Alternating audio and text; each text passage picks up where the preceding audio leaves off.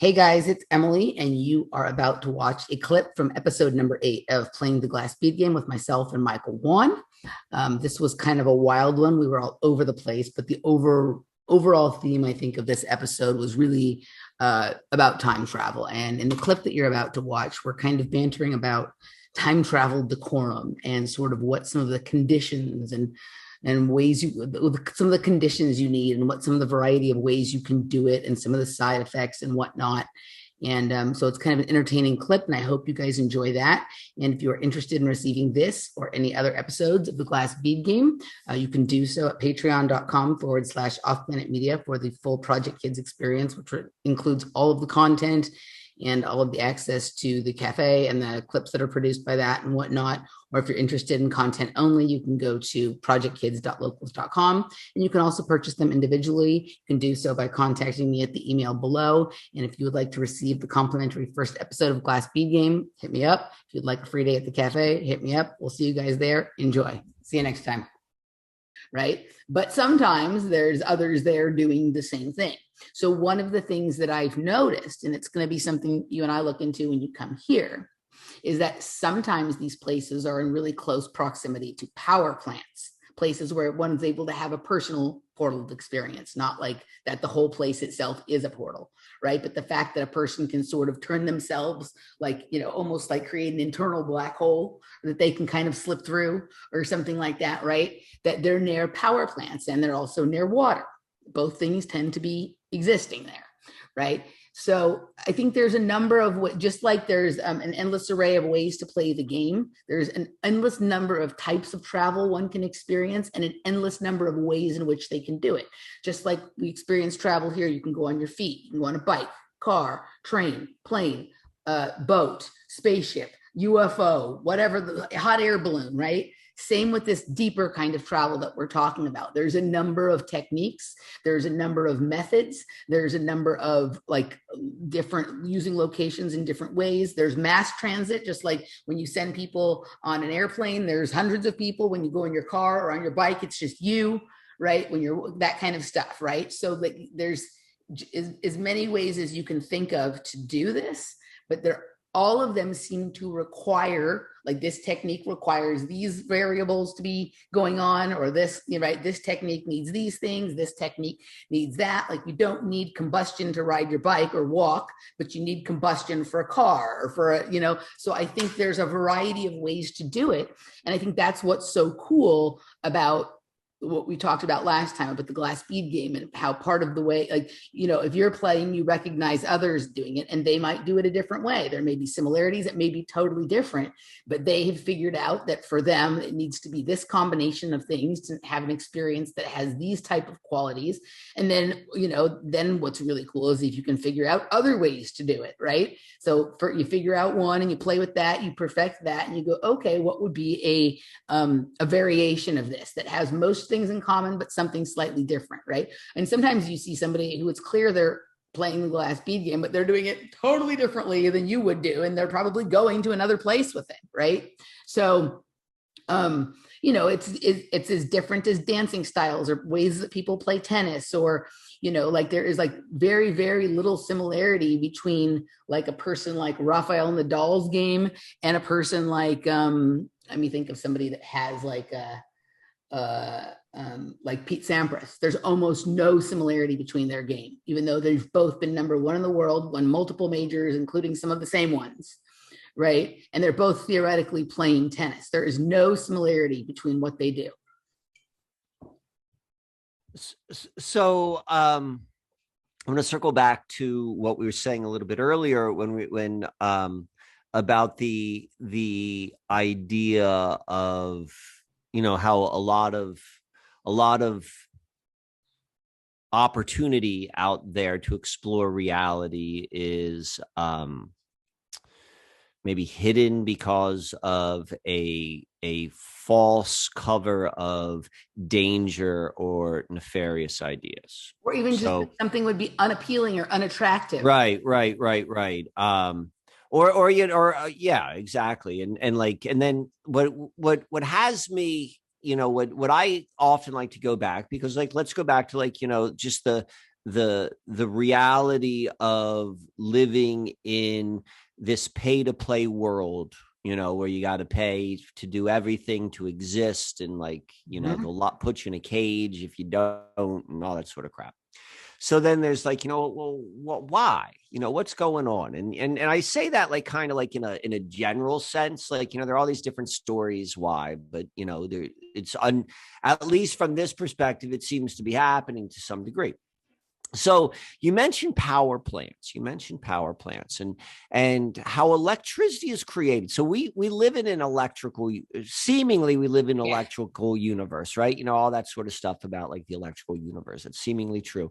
But the electricity, which is running our computer and our lights, is like, it's the same, but it's different. Mm-hmm. It's like, there's no power plant in space. There's no, like, that's not, so there's something which is happening. And so the power plants on our, like, baseline 3D reality of living in, square rooms and paying to live, it pulls out there's a system, a hack, if you will, where they found like, oh, if you just go and take copper and you put it in circles and then you put magnets over, it creates this field. And what this field does is it pulls electrons out of the earth. And that's what electricity is. And so I always think about that. I'm like, we take it for granted. That that's like a-okay sort of thing to do, in the same way like we take it for granted, like, you go and you get like raw and rare earth materials to go and build the batteries for your computer and so forth. And so, that's just like, the price for doing business here on earth. But my sense is like, I'm like, that feels an inversion. That doesn't feel like, it feels like an extraction. Now, albeit it's like an electron extraction. So I'm thinking about that. And as you're saying that, and then I'm also thinking about, why would they keep the travel away from you or from me? Or like, why is it not obvious? Why is it hidden? Like, maybe it's because you got to discover it. Maybe it's whatever. But, my sense is like it's being like, you always hear about like, interdimensional beings are living off of your lower dimensional frequencies. And I'm like, that kind of seems to make sense, because they really want to have everyone in that position all the time. And there seems to be something happening, but then also like, is there this extraction in the same way that the electrons are being extracted completely arbitrarily and like, and that is what's feeding some of, like, this is where I was going with all this. You talked about all of these different ways to travel. And and how there has to be combustion for this one type of travel. I'm like, what is that? What if that's our combustion? Like, what you would be using or what I would be using for our travel is like actually being used in another system, maybe even like fueling the system itself, but it's being applied that way. Yeah, no, 100%. Right. 100%. And I think I think what you and I seem to be after, right, is the way to travel where we are responsible for creating our own energy instead of relying on stealing energy from someone else or something else. Now, I think there's things that exist naturally. Let's say that FPV Angel is right, and these particle accelerators are part of the design of Earth, and they generate this vibration. And if you can be in harmony with that, then you can actually use that without extracting anything from it, right? So if you know how to tune yourself to it, but then you have people who aren't being responsible with it, who try to piggyback something off of it and steal the energy to power something else that is not in harmony with the design of the machine. And that's where the inversion comes, right? Type of thing. So I think that like when we're talking about like personal time travel, like at least for myself, right? Like part of the reason that I like dancing is because I get into harmony with the music, which somebody else has created. And they have invited me to come listen to their music, right? And I'm dancing in harmony with that. And the longer I dance, the more energy I have. So I am literally creating my own free energy. And that is when I have had the most of my travel experiences. I don't have anything plugged into the wall. I'm not taking anything from anybody else. I'm just doing something with this harmony, this frequency that is being offered. I'm coming into harmony with it, and then I am generating my own power, right? And I think that's like, for me, the way I prefer to do it, right? And I don't know that just that's the only sort of like responsible or moral way to do it. I don't think that's for me to judge or to even, I don't know at this point or whatever. But we see, I think you could judge if you're stealing it from someone else. Like, that is not what to do.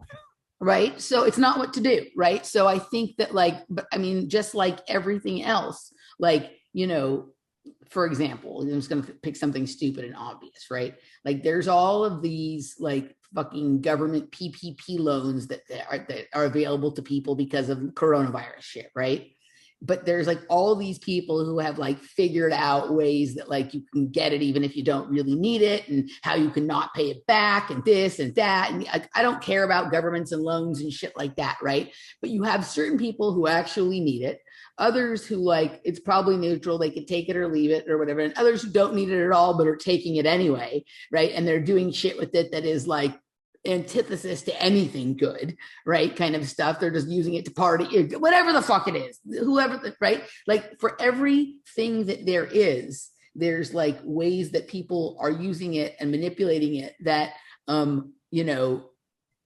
obviously like the opportunity to do so exists. So that's one way you can do it, right? But we don't know what the end result or the balancing of that distortion is at a later time. Like, maybe it's you end up looking like Jeff Bezos, right? Where it's like, you're doing all of this stuff that is like distorted, right? You have this awareness of this thing that can be done, but you're doing it in this like manner that every time you go and come back, like your eye is closed a little bit more, right? Like, kind of thing.